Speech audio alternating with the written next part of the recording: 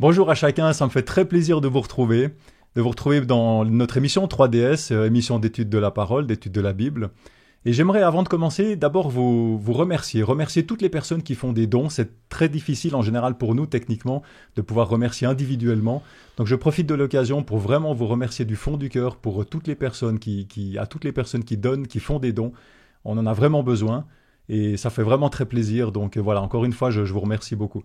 Je vous invite pour notre émission maintenant de pouvoir aussi prendre une Bible, que ce soit sur votre téléphone, que ce soit une Bible, un livre, papier, pour que vous puissiez aussi suivre avec nous et puis réfléchir avec nous dans les discussions qu'on aura. Aujourd'hui, nous sommes toujours dans ce message, 3 messages cosmiques, c'est la thématique de notre trimestre. Nous en sommes à la leçon 9 qui est intitulée « Une ville nommée Confusion ». Voilà, il y a 2 personnes qui m'accompagnent, 2 invités qui sont avec moi ici sur notre plateau. J'ai à ma droite Zoran Zivkov, bienvenue, bonjour. Bonjour. Et puis Pascal Charpillot à ma gauche. Je vous laisse quelques mots, peut-être que vous puissiez vous présenter vous-même. Pascal, si tu veux bien commencer. Alors bonjour, merci de m'avoir accueilli ici. Alors je m'appelle Pascal Charpillot et puis je suis ancienne à l'Église de Genève, maman de 2 grands enfants, dont un qui va bientôt se marier. Oh, belle nouvelle ça. Oui, super. tout à fait. Merci beaucoup. Et Zoran? Voilà, Zoran Zivkov, je suis actuellement pasteur retraité, ancien de l'Église de Genève aussi. J'ai eu le plaisir de travailler donc pendant un certain temps dans le pastorat en Suisse. J'avais aussi une carrière professionnelle autre et je suis heureux de partager un peu la vision que j'ai de cette ville de confusion. Très bien, merci beaucoup. En tout cas, je me réjouis de pouvoir passer ces quelques minutes avec vous, discuter sur cette thématique, de réfléchir ensemble. Et puis, maintenant qu'on est tous prêts, nous pouvons commencer.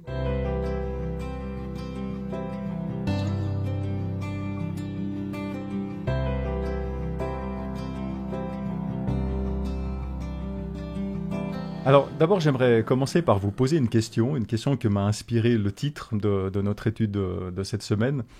Mais peut-être que chaque personne qui nous écoute peut aussi se poser pour elle-même. Finalement, est-ce que vous connaissez la signification de votre prénom et pourquoi vos parents vous ont donné ce prénom-là plutôt qu'un autre? Parce que c'est vrai, quand on est parent et qu'on doit choisir un nom à un enfant, certains font attention à la signification, d'autres non.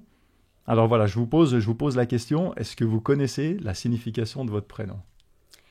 Alors oui, moi, Pascal, c'est pas très compliqué parce que ça vient de Pâques. Mes parents, par contre, n'ont pas choisi ce nom à cause de ça, parce que normalement, ma maman aurait voulu que je m'appelle Sophie, mais mon papa détestait ce nom, donc ils ont trouvé un consensus, et ils ont trouvé Pascal, et ils ont trouvé très joli, et c'est pour ça que finalement, je me suis appelée Pascal, et mon deuxième prénom est Sophie.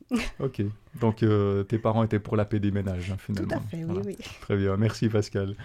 Alors pour moi, c'est peut-être un peu plus compliqué parce que je suis né après la guerre.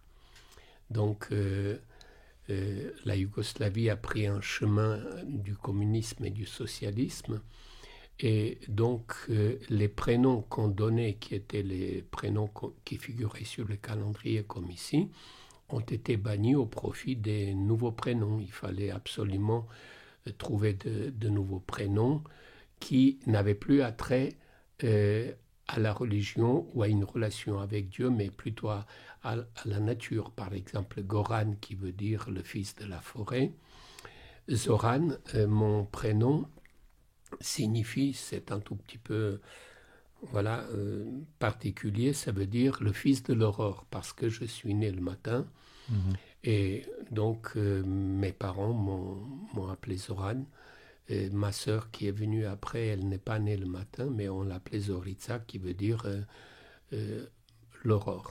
Voilà. D'accord, donc il y a une petite touche poétique quand même dans ton prénom. Voilà, une touche poétique si on veut. Oui. Voilà, très bien, merci beaucoup. Alors, on va maintenant rentrer dans le texte biblique et pour ça, avant donc on ouvre la Bible, j'aimerais qu'on puisse se prier ensemble pour mettre ces instants entre les mains de Dieu.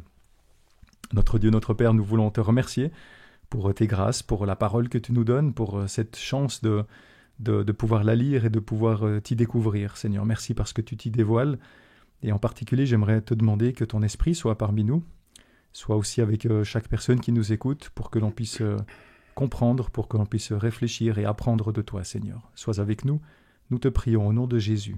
Amen. Amen. Alors le texte biblique cette semaine qui nous est proposé, texte biblique central on va dire, il se trouve dans Apocalypse au chapitre 17 et le verset 14, où il est écrit « Ils feront la guerre à l'agneau, et l'agneau les vaincra, parce qu'il est le Seigneur des seigneurs et le Roi des rois.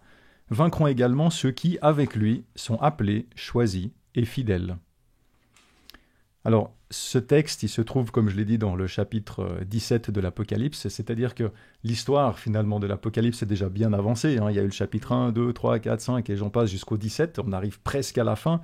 Pas tout à fait, il y a encore quelques chapitres après, mais en tout cas, comme je dis, c'est bien avancé. Et dans ce texte que nous avons lu, que je viens de lire, il y a 3 personnages, ou 3 groupes de personnes, des intervenants. Premièrement, il y a le texte qui nous dit « ils feront la guerre ». Donc c'est ceux qui font la guerre, c'est déjà un groupe de personnes. Il y a un deuxième personnage qui est l'agneau. L'agneau, et le texte nous dit que cet agneau aura la victoire sur ses agresseurs. Et finalement, il y a un troisième groupe qui est défini comme constitué de ceux qui sont avec l'agneau, qui sont appelés, choisis et fidèles. Alors, il y a un élément que je trouve intéressant, c'est que le texte nous dit que l'agneau gagnera cette guerre parce qu'il est le Seigneur des seigneurs et le Roi des rois. C'est la raison qui nous est donnée. Le texte ici se focalise sur l'autorité ou sur la fonction ou le titre de cet agneau et pas sur la force. Il ne va pas gagner parce qu'il est le plus fort. Il va gagner parce qu'il est Seigneur des seigneurs. Et c'est vrai qu'il y a d'autres textes dans l'Apocalypse où on parle plutôt de force, de puissance, mais ici non. Alors, est-ce que vous pouvez peut-être nous rappeler, en faisant quelques liens avec ce qui se passe dans l'Apocalypse avant ce texte du chapitre 17, qui sont ces 3 groupes, ces 3 intervenants, ces 3 personnages, et pourquoi la victoire est-elle attribuée à l'agneau en fonction de son autorité, de sa fonction, de son titre, et pas en fonction de sa puissance ou de sa force? Alors, déjà, quand on commence à lire l'Apocalypse, heureusement, il y a les 3 premiers chapitres. Dieu a été bon avec nous, avec Jean, avec tout le monde, parce que dans ces chapitres-là, Dieu nous parle de nous sur terre, c'est-à-dire qu'il nous dit, voilà, j'arrive, je viens, jusqu'au verset 7 du chapitre 1, mais tout de suite après, on est dans la description de l'Église durant son histoire, c'est-à-dire que Dieu nous dit « Voilà comment je vous vois, voilà comment je souhaite vous visiter, voilà comment je souhaite vous soutenir ». Et ces chapitres, ces 3 premiers chapitres sont intéressants parce qu'avant de nous parler de la façon dont Dieu va être avec nous, il nous montre Jésus-Christ qui est au centre d'un chandelier à 7 branches. Il y a des bougies de tous les côtés pour montrer que l'Église chrétienne, l'Église que Jésus a instaurée sur cette terre, il faut qu'on se souvienne qu'à cette époque-là, c'était une poignée de disciples, c'était quelques milliers, disons, au mieux, par rapport à ce qu'il y a maintenant. Mais c'est justement quand on est faible et petit qu'on a besoin de savoir que quelqu'un est là pour nous soutenir. Et le texte est très beau dans le chapitre 1er parce qu'il nous dit que Jésus tient dans sa main les 7 étoiles.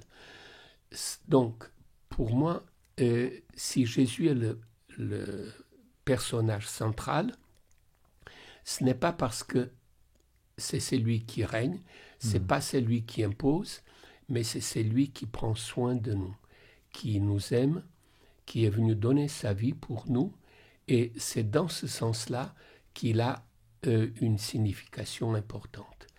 Après cela, nous le verrons dans la leçon, eh bien, il sera aussi au milieu, c'est-à-dire de ceux qu'il sépare, d'un côté ou de l'autre, mais c'est intéressant et je dirai quelques mots après de ce milieu.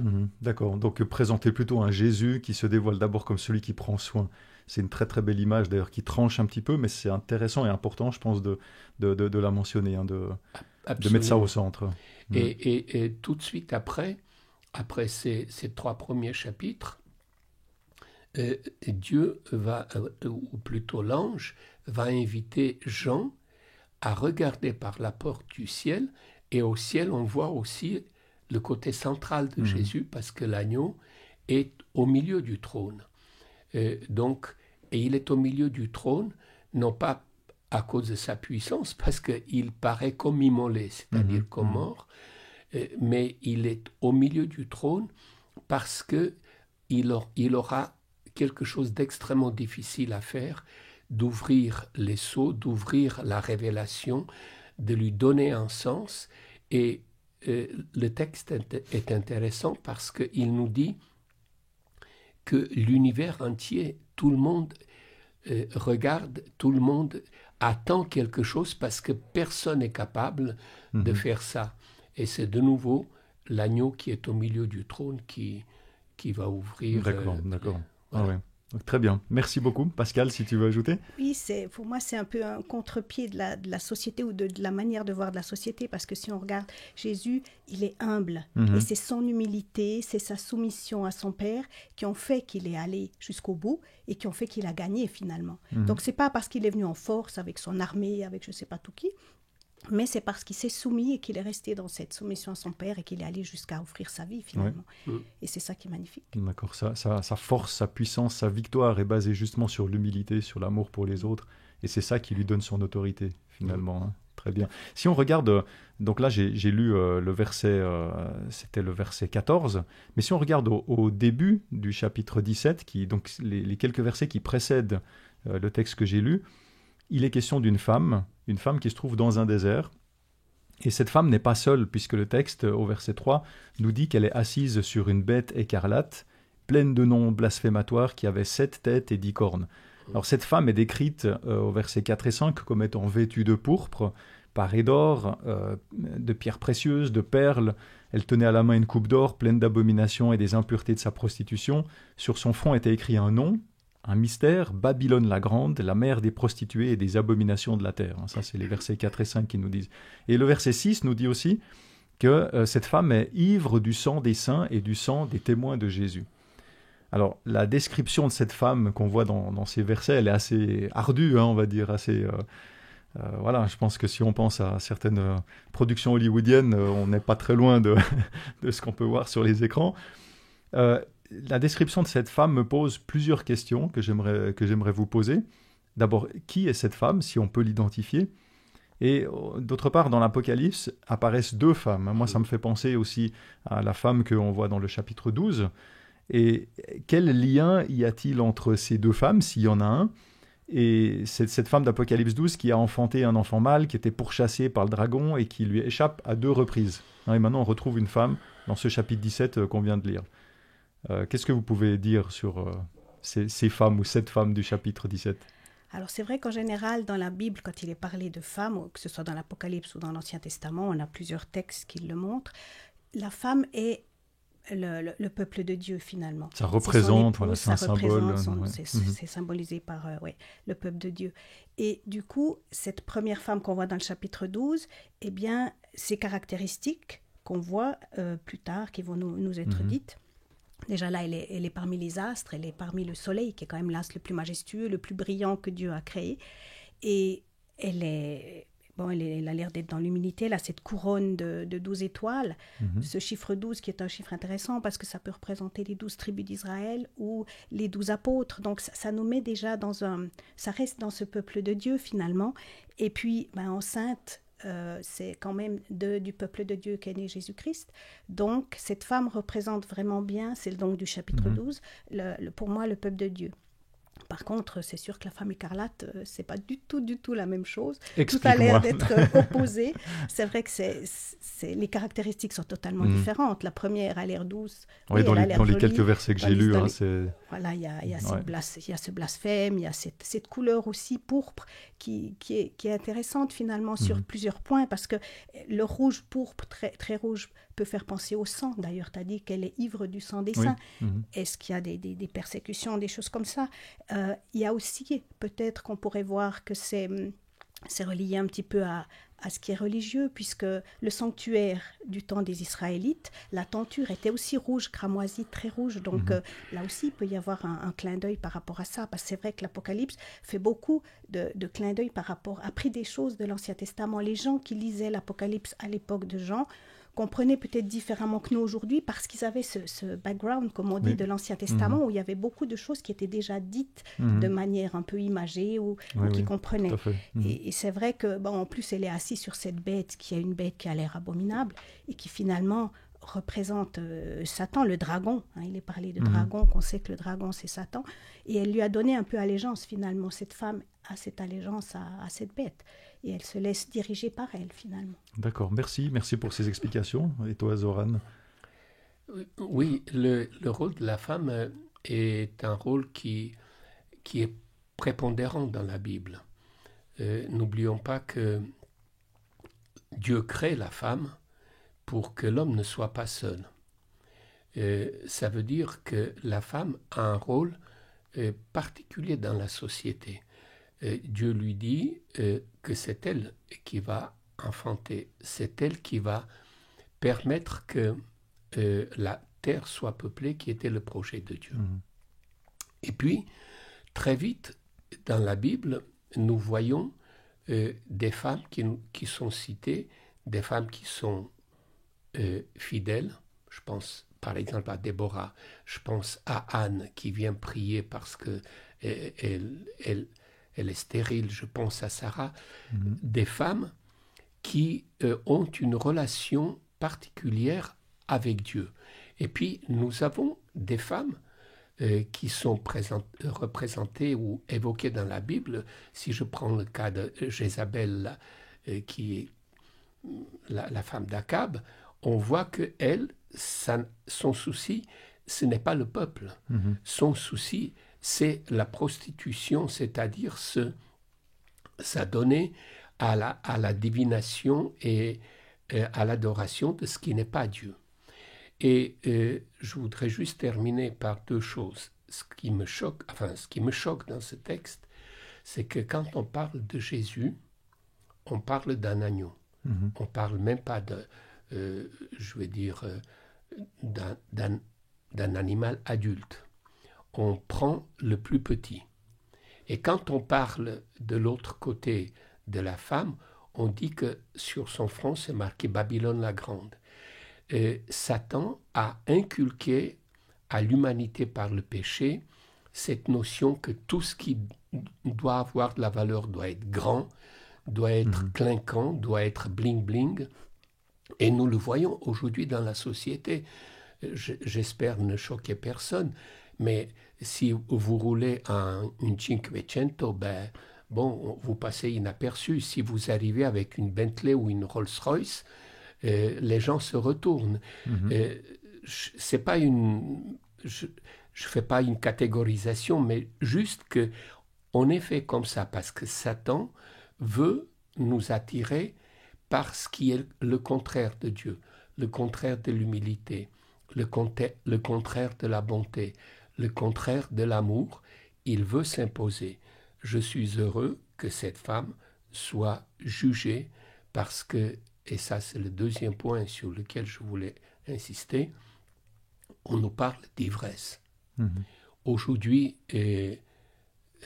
c'est comme ça dans la société. Et pour faire des choses atroces, on a besoin d'être désinhibé. Récemment, ça a déferlé en France, donc l'histoire d'un comédien, peu importe son nom, où on nous parle du chemsex. C'est-à-dire qu'il y a des choses que quand on est raisonnable, quand on a toute sa capacité, on ne ferait pas.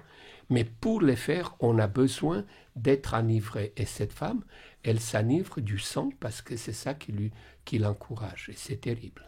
D'accord, merci. On voit cette échelle de valeurs complètement inversée et que Satan a réussi à imposer dans notre société, comme dans notre norme. monde, comme norme, exactement. Alors pour rester focalisé sur cette femme dont il est question dans l'Apocalypse, pouvez-vous nous dire pourquoi est-ce qu'elle est prostituée et qu'est-ce que cela signifie? Pourquoi est-ce qu'elle est appelée Babylone? Qu'est-ce que cela signifie? Pourquoi Jean aussi est frappé d'un grand étonnement à la vue de cette femme? Qu'est-ce que cela signifie finalement?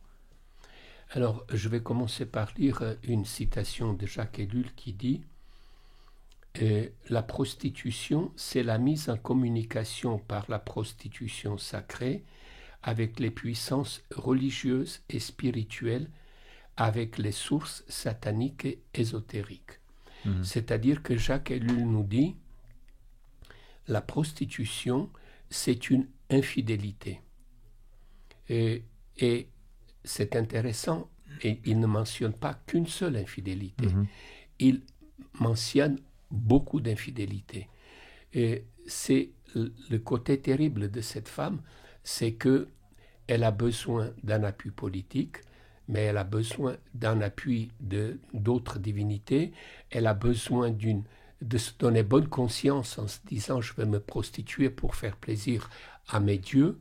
Mais en fait, tout ça fait que cette femme, elle ne cherche pas à être aimée, elle cherche à ce qu'on l'aime. Et en cela, elle devient la rivale de Jésus-Christ lui-même.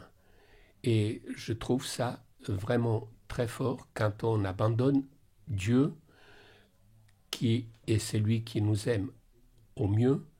Eh bien, on a besoin de le substituer par quelque chose d'autre et on risque de prendre la place de Dieu nous-mêmes. Et on tombe dans ce travers. Naturellement, par notre nature pécheresse, on arrive à suivre. Ça rejoint l'échelle de valeur dont on parlait avant. Finalement, on tombe dans le panneau, quoi. Absolument. Si on n'a pas le Christ devant les yeux. Absolument. Oui, tout à fait. Oui, et sans se rendre compte, finalement, on voit que cette femme, elle combat le peuple de Dieu. Elle n'en est peut-être même pas consciente. Mais voilà, de prendre le parti qu'elle a pris, de faire les choix qu'elle fait, ben finalement, ça va venir en opposition à Dieu. Donc ça reste quand même, c'est intéressant de voir que le peuple de Dieu est victime finalement de tout ce qui peut se passer là. Oui, effectivement.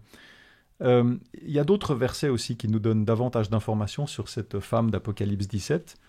D'abord au verset 1, Apocalypse 17 au verset 1, la grande prostituée est assise sur des grandes eaux. Il est écrit. Un peu plus loin au verset 15, les eaux que tu as vues sur lesquelles la prostituée est assise, ce sont des peuples, des foules, des nations et des langues. Et puis aussi au verset 9, les 7 têtes sont 7 montagnes sur lesquelles la femme est assise. Ce sont aussi 7 rois. Donc il est question de grandes eaux, il est question de 7 têtes qui sont 7 montagnes et qui sont aussi 7 rois. Est-ce que vous pouvez clarifier un petit peu ce que ça signifie, ces images, ces termes qui sont employés ici? Alors, dans l'Apocalypse en tout cas, c'est clair, Jean dit que les grandes eaux, ce sont les peuples. Voilà, comme le texte, c'est ça, au verset 15, ça c'est clair, quoi. Ça c'est clair. Mais c'est aussi clair dans l'Ancien Testament. Dans l'Ancien Testament, souvent, quand on parle d'un obstacle infranchissable, c'est souvent les eaux. Lorsque le peuple d'Israël sort du pays d'Égypte, il est face à la mer Rouge.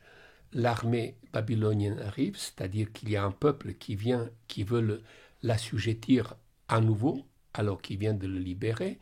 Et cette eau représente tout ce qui s'oppose au peuple de Dieu, tout ce qui s'oppose à Dieu lui-même.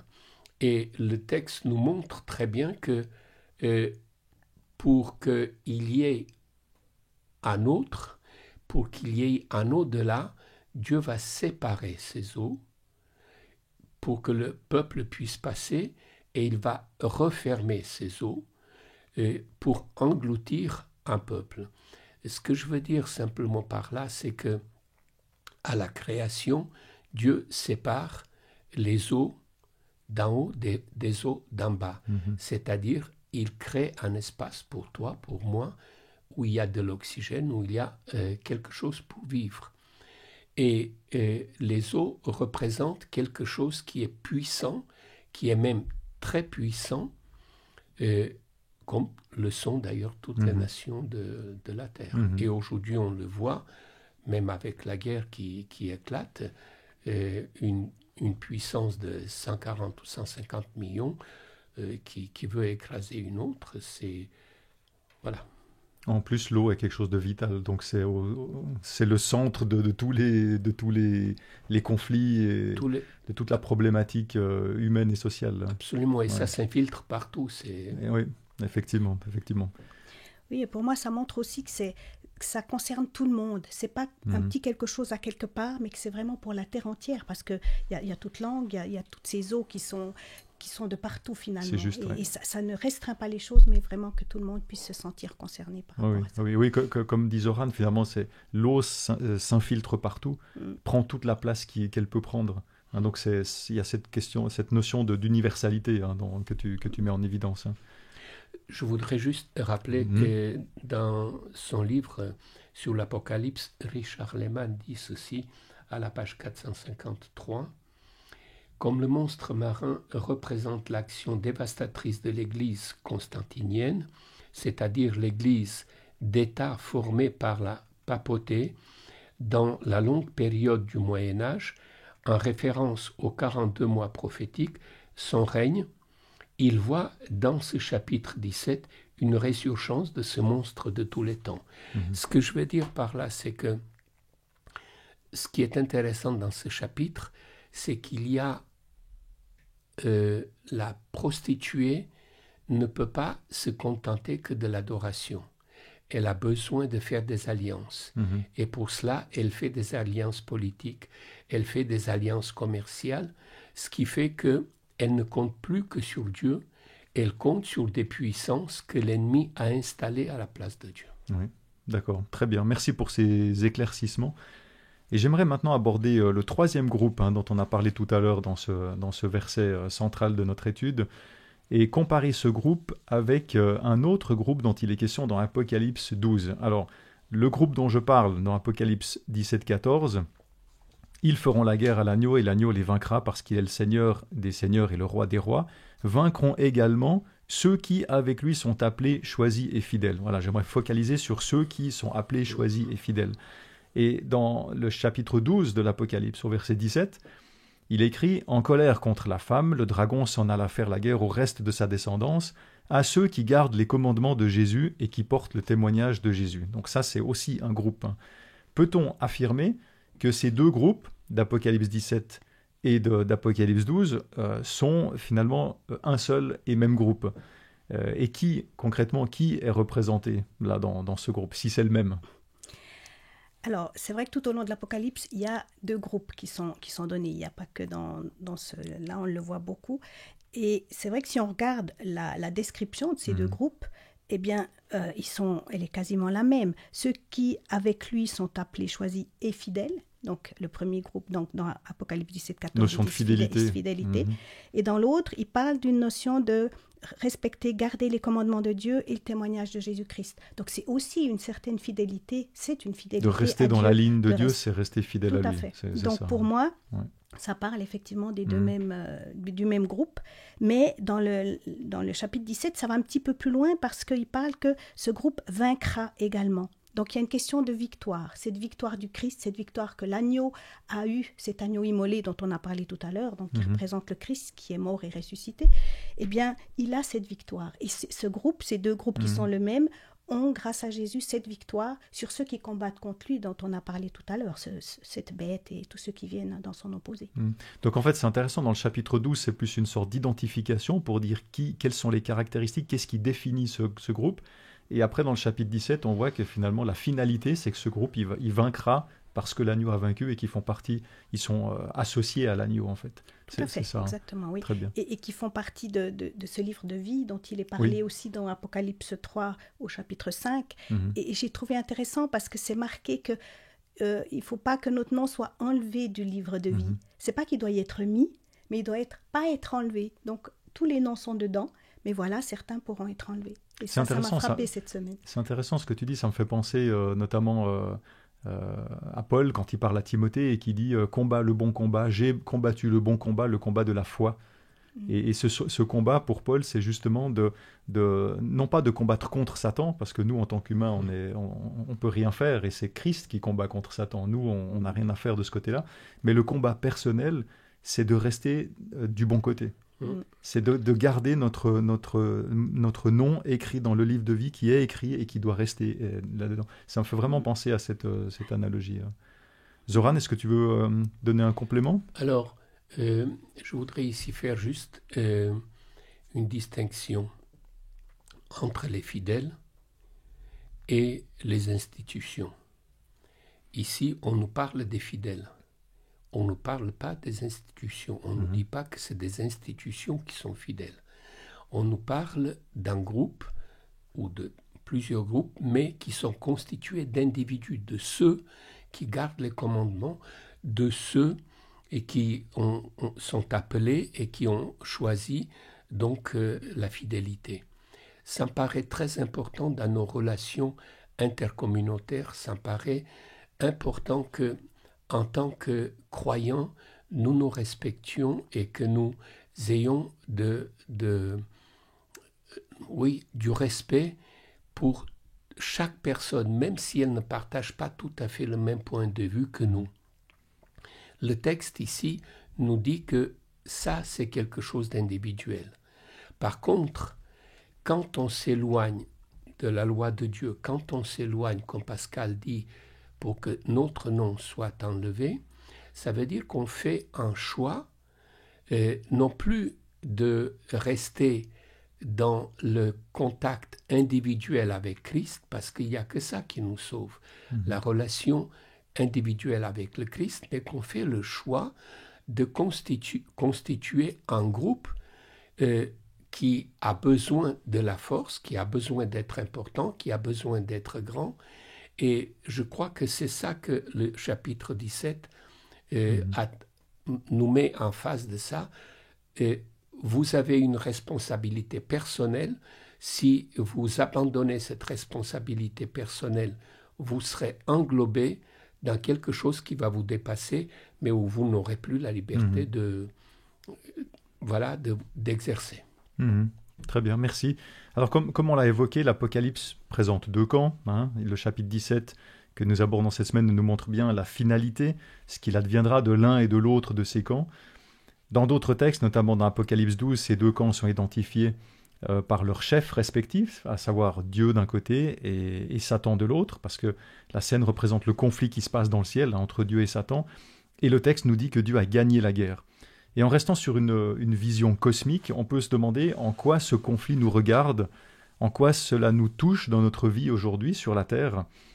Mais les chapitres 12 et 17 nous montrent bien que ce conflit, il est descendu sur Terre. Il n'est pas resté cantonné au ciel et finalement à tout ce qui est céleste. Les deux camps sont cette fois symbolisés par deux femmes, l'une qu'on trouve dans le chapitre 12, fidèle à Dieu, l'autre qu'on trouve dans le chapitre 17, qui est opposée à Dieu. Et à nouveau, le texte nous dit qui, au final, gagnera. Est-ce que ça signifie pas comme un appel à ouvrir les yeux, finalement, pour nous, aujourd'hui, sur cette terre, et à ouvrir les yeux, puis à choisir le bon camp ? Est-ce qu'on n'a pas introduit aussi, peut-être, la notion de composante du temps, finalement, on a assez peu parlé à quel moment est-ce que ça se passera, tout ça, concrètement, par rapport à notre chronologie, à notre temps.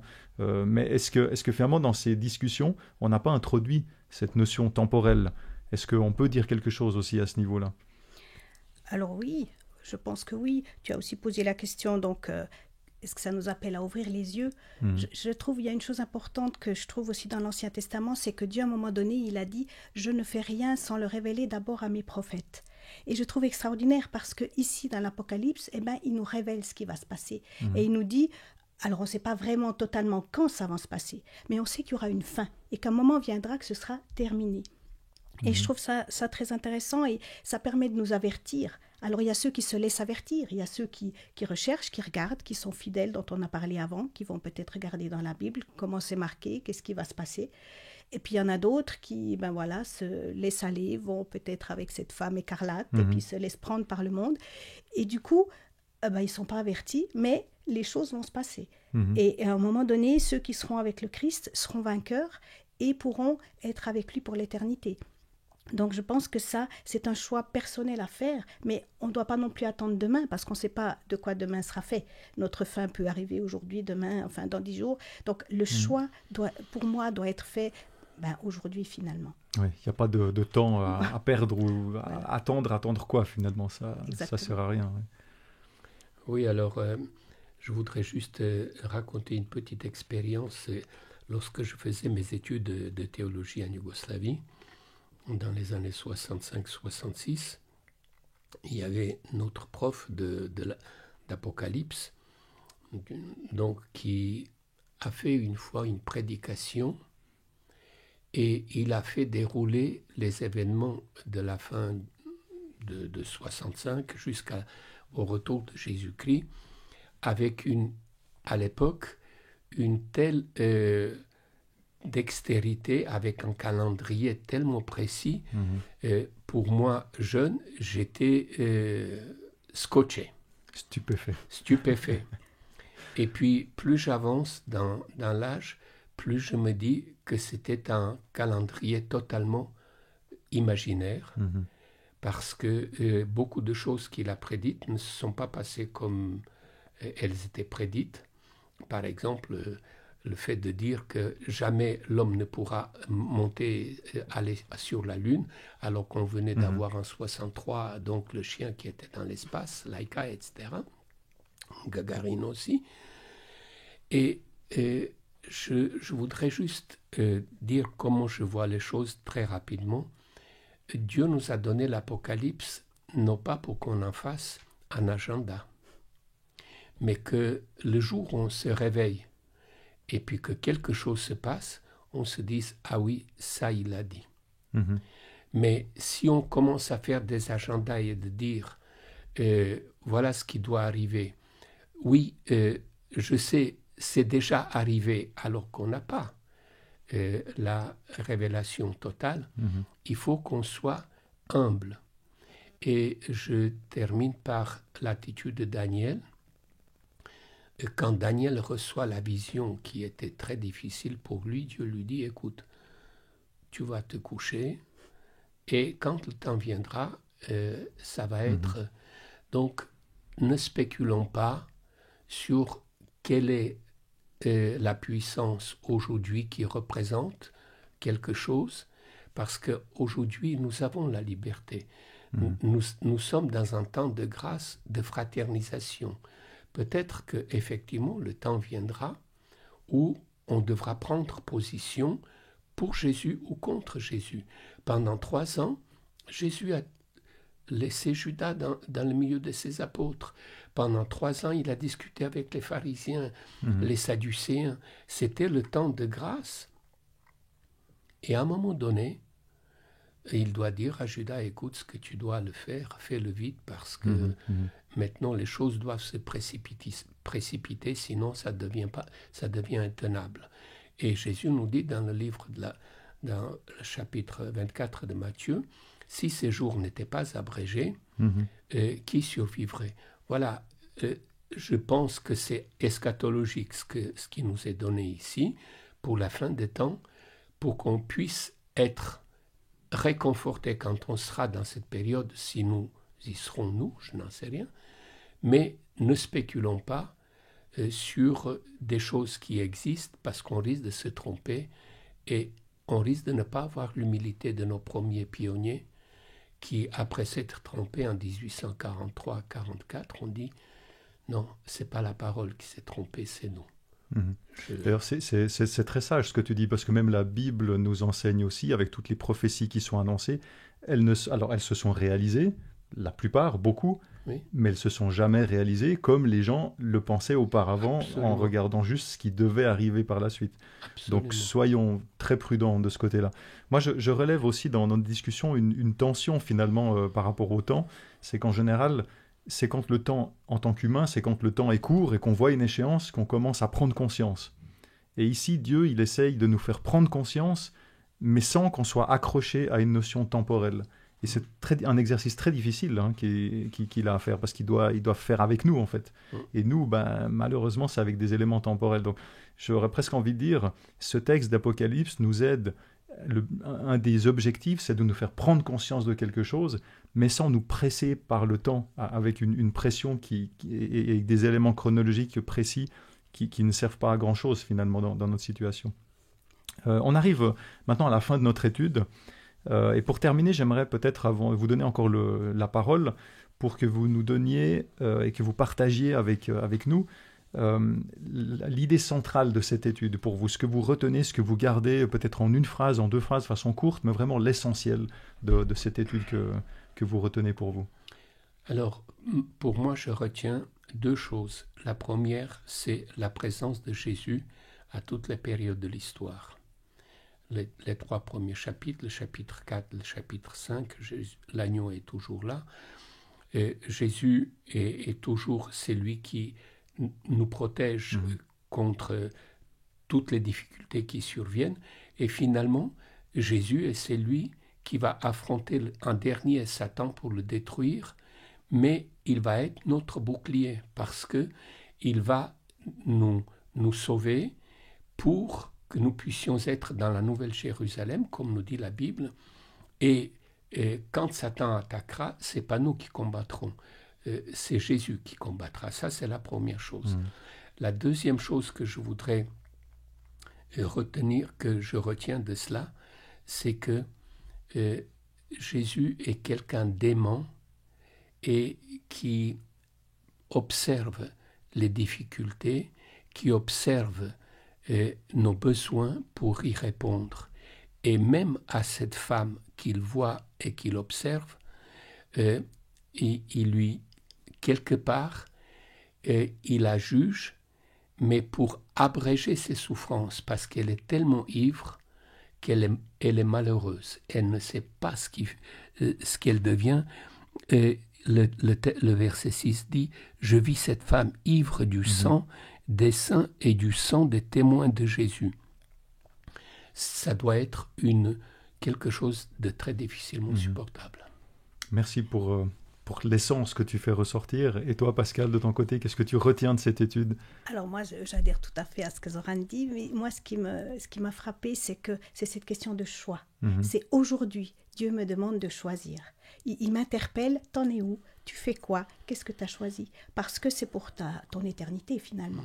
Et qu'est-ce que tu veux faire? Où tu veux aller? Et pour moi, c'est ça. Et je remercie vraiment Dieu de nous avertir et de nous permettre d'avoir le temps de choisir. Comme tu disais, jusqu'à un certain moment où finalement, là, il n'y aura plus de choix. Très bien. Merci beaucoup. Tes paroles de sagesse, on termine là-dessus. J'aimerais vraiment vous remercier beaucoup pour cette discussion, pour votre partage. Merci à toi, Pascal. Merci Zoran. Merci. J'aimerais aussi vous remercier à vous qui nous suivez. J'espère que ça vous a enrichi, comme ça nous a enrichi ici, nous, autour de cette table. Et si vous avez aimé, mettez un petit pouce, likez, partagez, commentez. Tout cela, ça vous appartient. On vous encourage vraiment à être aussi actif dans la discussion par ces biais-là. Et puis, je vous remercie pour votre attention et puis je vous donne rendez-vous à la semaine prochaine. Très bonne semaine, à bientôt, merci.